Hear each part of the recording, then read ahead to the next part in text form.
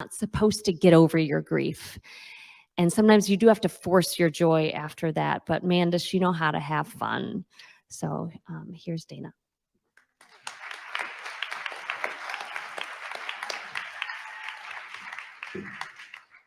Just in case. When I was asked to be a storyteller tonight, I spent hours working on my draft. I was writing and rewriting, and I finally came up with something I was really proud of. It was touching and funny and raw and real, so I sent it to Chelsea to review, and she told me something was missing. What was missing? You, she said. You are what's missing. It turns out I had written an entire story about my life and somehow left myself out of it, which, if you know me, seems about right. One step forward, oh God. For a long time, I was afraid to be seen. I was afraid to have my voice heard. I was afraid to be on stage. That one is still true. This is terrifying.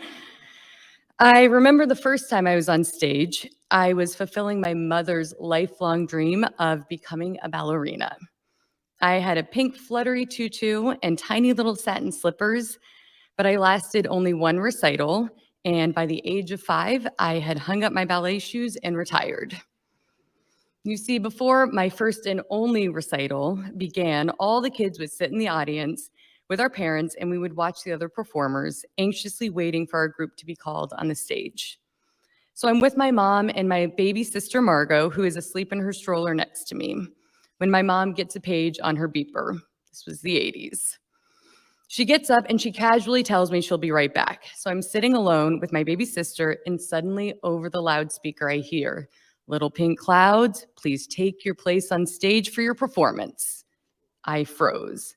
I was a little pink cloud, and I was panicked at what to do. And this is the moment at 5 years old that I realized there are 2 types of people in the world: those who follow the rules and abandon their sister in the process, and those who speak up and ask for help. And there in that auditorium, I knew I was not one to speak up. I was a rule follower. And I'd rather risk my baby sister get kidnapped and murdered than ask for help. So I left her alone, and I took my place on stage like any good rule follower would. And I told myself, this is fine, this is fine, this is fine, even though inside I was terrified of the consequences of my actions. And my sister was, of course, not kidnapped. And after the recital, my mom came up and she asked me how I was feeling. And not wanting to burden her with my true feelings, I simply said, "I'm fine." And that moment reinforced 2 things for me.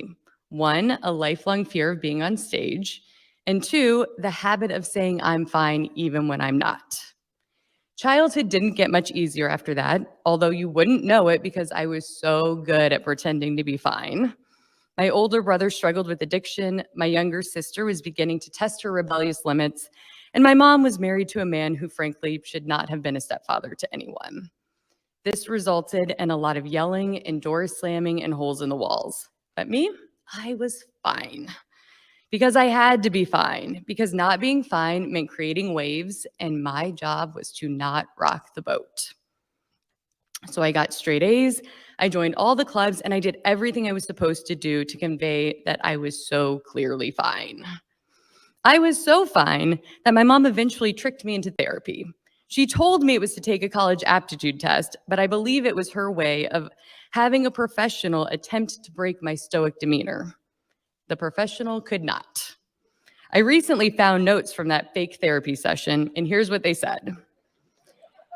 Dana is not compelled to reveal much about herself, and that includes demonstrating her intellectual curiosity to others. She is remarkably self-contained. Thereby, she is not inclined to try out her thoughts publicly. She was not wrong. She also said that my curiosity about so many things in the world would make it difficult to focus on a career. She wasn't wrong there either. She suggested I attend a large university where I could explore my many areas of interest, but because I was a stubborn teenager and this was the only way I felt I could rebel, instead I went to a tiny liberal arts school. And instead of declaring a major in business, Like my mom encouraged, I settled on a very practical degree in English for the only reason that I liked to write. And while in school, getting a useless degree that would lead me nowhere, I met a very cute man who, spoiler, would become my husband. The very first thing Brad said to me when we met was, "What's your story?" And by now you can probably guess that I did not tell him. "I don't have a story," I said.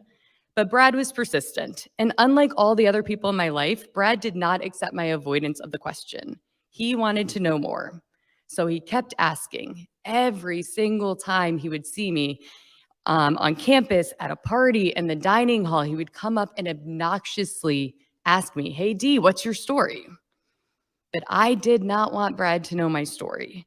College was a place to reinvent myself, and I liked being fun and easygoing and fine. And my story made me complicated and complex and messy, things I did not want this new cute boy to know. But Brad knew something then that would take me years to recognize, and that is the power of our stories. Brad knew long before I ever did that these difficult things that I went through were what made me introspective and empathetic and resilient. Brad wasn't interested in the shiny, shallow version of who I was. He wasn't interested in me being fine. He wanted the whole messy truth. Over time, Brad's persistence paid off. He tricked me into opening up, and I tricked him into falling in love with me. So we moved in together, we got married, and we were happy.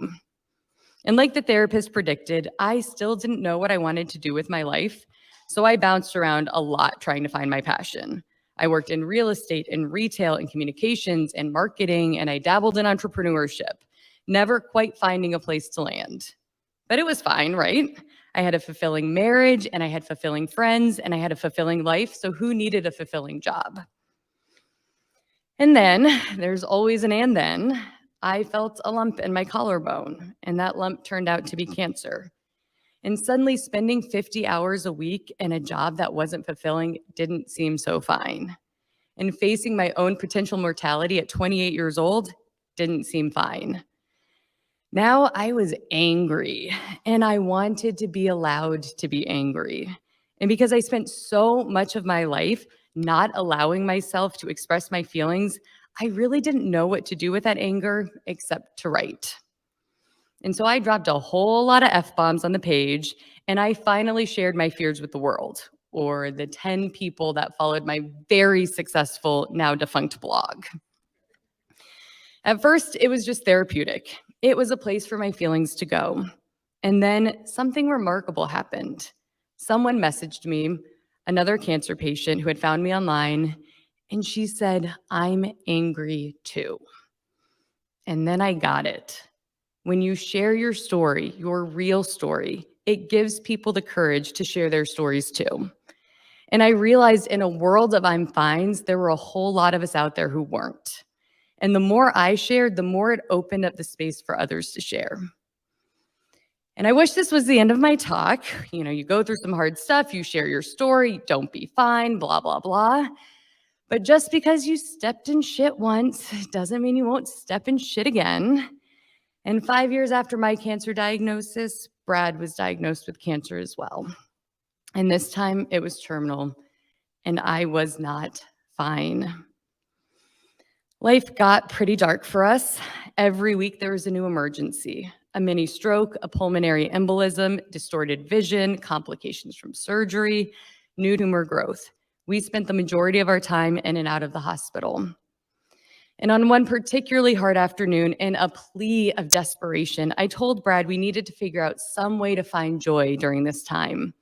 I was determined to be positive because figuring out how to be fine was what society and my childhood had ingrained in me. But Brad, ever the realist, rolled his eyes and in his deadpan tone said, "You want us to force joy?" And I did. So we did. And from there, the seed for the Forced Joy project was planted. And this time, with Brad's unrelenting desire for the truth, it wasn't about pretending to be fine. It was about acknowledging a glimmer of good alongside all that shit. So we started documenting these little moments, sing-alongs on the way to doctor's appointments, belly laughs over medical supplies such as the ass pillow, Christmas lights, and dance parties in our hospital room.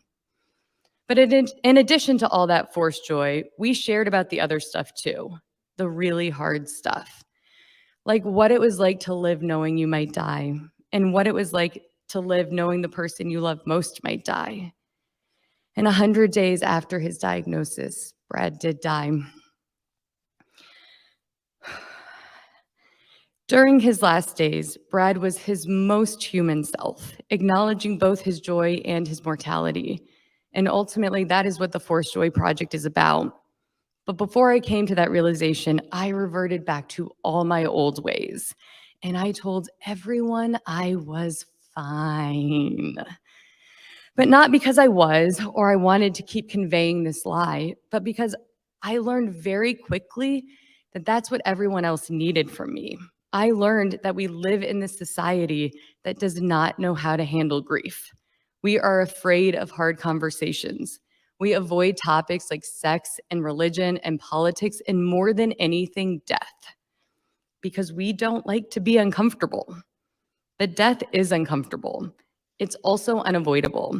And after watching my 35-year-old beautiful husband die within months of his cancer diagnosis, I was not fine. And watching the cancer eat away at his bones and his body and then his mind, I was not fine. Fuck fine. And once again, I went to the internet and I started having the conversations that I wished people were having with me in real life. And once again, I started getting messages from others who wanted to talk about their grief, but like me, had no place to go. And from all those hard conversations and a little bit of joy squished in between, I founded the Forced Joy Project as an organization that supports grievers through resources and connection. It encourages people to share their difficult stories so that others know they aren't alone. It's a place where we normalize conversations about grief and loss and death, where we normalize not being fine. We also educate those who want to support the grief community, but maybe don't know how. Like, what do grievers really want from those around them? For me, it was stories. And not just our own stories of loss, but stories about the people we lost. Because after Brad died, when people were offering frozen lasagnas and flowers that I would inevitably neglect and kill, all I wanted were stories about Brad. And from that personal desire sparked another idea, the Book of Stories. And these are custom memorial books that capture the stories of loved ones we've lost. And with each book I create, I get a little glimpse into a person's life. And they're not stories about being perfect that keep them up on some unreachable pedestal. They're hilarious and endearing stories about the full and perfect, messy humanness of a life lived. Eventually, I started to force joy again. In the beginning, it was a rage session in a back alley in Detroit where I took a golf club to a pile of old electronics and glassware. Then I started to dance, not on a stage, but in my car and in my kitchen and with friends. And eventually I moved to northern Michigan and I started taking daily dips in the lake. Yes, even in the winter. And all these little joys started to come back to my life. And I was reminded that the Forced Joy Project isn't about avoiding grief in order to find joy. It's about the duality of both. I never thought that 5-year-old almost ballerina who didn't speak up and felt forced to be fine would be here now on another stage sharing her story. That opening up to both love and loss would lead that little girl to find fulfillment, not just in her career, but in her life too. I thought what fulfilled me was sharing my story, but that was just a necessary step to let go of the fear of taking up space in this world. What really fulfills me is giving people the courage to share their stories, to give them the encouragement to not be fine. When you talk about topics that others find taboo or uncomfortable, you are naturally creating waves. I don't love having to talk about death, but I love the fact that when I do, it helps give a voice to so many other people's stories. I spent a lifetime being suffocated by I'm fines, and now I get the privilege of encouraging others to let that shit go.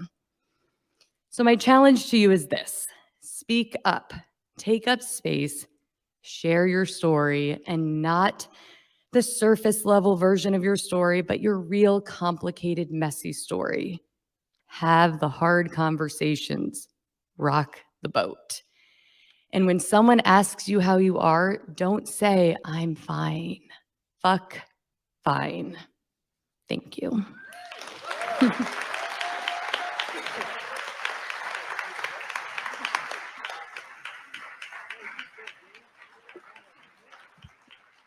That was the first time anyone has been 15 minutes on the dot. I have this big clock right here. That was very good. I'm very impressed. All right, another question. Who all is a native to Traverse City?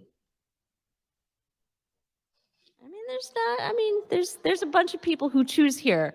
I'm a native, and I don't even know when I met Brent, but we did grow up together and went to high school together, and he just is part of my high school story of creativity and music and dance and all of those things. And it's been such a joy to watch him pursue his dream and actually like take it to the top and be a professional dancer in New York City.